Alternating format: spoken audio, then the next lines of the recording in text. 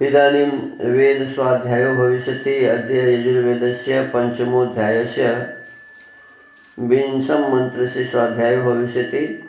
स्वाध्यायमानमन्त्रस्य प्रतद्विष्णुस्तवते इत्येतानि प्रथमानि पदानि सन्ति। अब वेद स्वाध्याय होगा। आज यजुर्वेद के 5वें अध्याय के 20वें मंत्र का स्वाध्याय किया जाएगा। स्वाध्याय किए जाने वाले मंत्र के प्रतद्विष्णुस्तवते ये प्रारंभिक पद हैं। ओम प्रतद्विष्णुस्तवते वीर्येण मृगो न भीमः कुचरो गरिष्ठाः यस्योरुषु त्रिषु विक्रमणे स्वाधिक्षियन्ते भुवनानि विश्वा। इस मंत्र के ऋषि हैं प्रतद्विष्णु ऋत्यस्यो तथ्यो दीर्घतमा ऋषि विष्णुर्देवता विराडार्षि त्रिष्टुप छंदः देवता स्वरः पुनः स कीदृश इत्युपदिश्यते। फिर वह कैसा है इस विषय का उपदेश अगले मंत्र में किया है। पदार्थ यस्य जिसके उरुषु अत्यंत त्रिषु त्रिविक्रमणेषु विविध प्रकार के क्रमों में विश्वा सब भुवनानि लोक अधिक्षियन्ते निवास करते हैं और वीर्येन अपने पराक्रम से भीमः भय करने वाले कुचरः निंदित प्राणी वध को करने और गिरिष्ठाः पर्वत में रहने वाले मृगः सिंह के न समान पापियों को खोज दुख देता हुआ प्रस्तवते उपदेश करता है तत् इससे उसको कभी न भूलना चाहिए। भावार्थ इस मंत्र में उपमा अलंकार है। जैसे सिंह अपने पराक्रम से अपनी इच्छा के समान अन्य पशुओं का नियम करता फिरता है, वैसे जगदीश्वर अपने पराक्रम से सब लोगों का नियम करता है। देखिए इसके पदार्थ में लिखा हुआ है कि परमात्मा जो है वो जो भी व्यक्ति इस संसार में कर्म करने वाले हैं, दो तरह के कर्म होते हैं, अच्छे कर्म और बुरे कर्म। तो अच्छे कर्मों का फल सुख और बुरे कर्मों का फल दुख देता है। तो सुख लेने के लिए तो सब तैयार होते हैं, सुख लेने के लिए सब तैयार होते हैं, लेकिन दुख लेने के लिए कोई तैयार नहीं होता है। इसे स्वयं आपसे अपनी तुलना करो। जैसे प्रातः काल सोने के लिए तो सबकी इच्छा होती है कि खूब देर तक सोते रहे, लेकिन जगने की इच्छा किसी की नहीं होती, ज़बरदस्ती जगाया जाता है गुरु जी के द्वारा, है ना। सही बोलो, जगने की इच्छा होती है आप लोगों नहीं होती है। और सोते रहें और सोते रहें, और यदि वो सोते रहो तो 10 बजे देखो अभी भी तो सोने का ही समय है, अभी भी उठने की इच्छा नहीं होती है।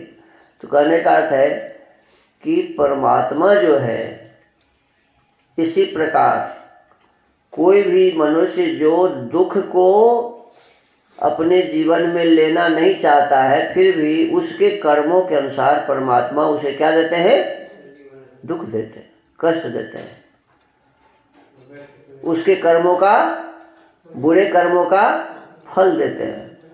तो जिस परमात्मा ने हमारे इस सुंदर शरीर के निर्माण के लिए माता के गर्भ में व्यवस्था बनाया, जिस परमात्मा ने इस संसार में आने पर हमारे लिए माँ को दूध दे दिया, जिस परमात्मा ने हमारे बड़े होने पर हमारे लिए अन्न फल फूल अनेक प्रकार की औषधियाँ वनस्पतियाँ सबका निर्माण किया, जिस परमात्मा ने हमारे लिए सूर्य और चंद्र जैसे सूर्य की गर्मी और चंद्र की शीतलता हमारे लिए प्रदान किया, कहते हैं उस परमात्मा को हमें हमेशा क्या करना चाहिए, याद रखना चाहिए, उसे कभी भी भूलना नहीं चाहिए।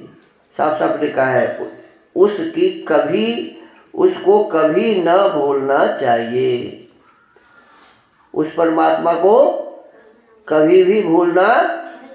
देखो जैसे ही मन में ये भाव बने कोई गलत काम करने का, तो ये मन में भाव बनना चाहिए कि परमात्मा हमारे अंदर बैठकर हमारे सभी कार्यों को देख रहे हैं, आप लोग समझते हैं कि गुरु जी तो नहीं देख रहे हैं, बदमाशी कर लो, लेकिन गुरु जी की भी गुरु जी, आप लोग योग दर्शन में याद किया ना, वह परमात्मा गुरुओं का भी गुरु है। योग दर्शन में सूत्र है ना, स एष पूर्वेशामपि गुरु, लिखा है ना जी। वह परमात्मा जो आपके गुरुओं के भी गुरु हैं, सबसे बड़े गुरु हैं, वो तो देख ही रहे ना आपकी बदमाशी, नहीं समझ रहे। वह परमात्मा आपको उसका दंड देंगे। ऐसा भाव यदि आपके मन में बन जाए तो फिर आप कभी भी गलत काम नहीं करेंगे। हर एक व्यक्ति, जो व्यक्ति ऐसा समझ ले, जान ले कि परमात्मा हमें देख रहे हैं, परमात्मा हमारे सारे कर्मों से परिचित हैं, परमात्मा हमें कर्मों का फल देंगे और गलत काम करने से मुझे दुख मिलेगा, ये यदि पक्का दृढ़ निश्चय हो जाए तो फिर कोई पाप नहीं करेगा।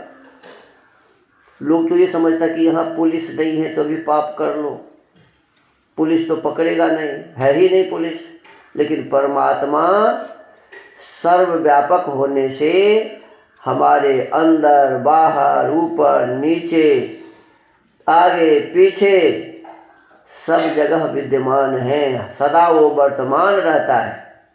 इसीलिए उस परमात्मा से डरकर हमें गलत काम कभी भी नहीं करना चाहिए। जो व्यक्ति इतना याद रखेगा फिर उससे कोई गलती नहीं होगी।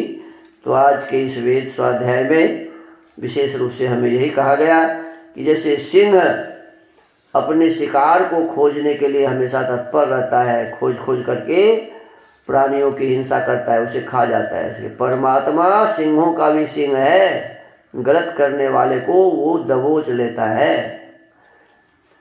तो हमको आपको यह जानकर कभी भी उसको भूलना नहीं चाहिए और सतत अच्छा काम करते रहना चाहिए, जिससे हमारा जीवन भी अच्छा बनेगा और यह समाज जिसमें हम रह रहे हैं, यह देश जिसमें हम रह रहे हैं, यह संसार जिसमें हम रह रहे हैं, यह अपना जीवन, यह समाज, यह देश और यह संसार भी अच्छा रहेगा। तो इन्हीं शब्दों के साथ आज के इस वेद स्वाध्याय के क्रम को यहीं विराम देते हैं। ओम।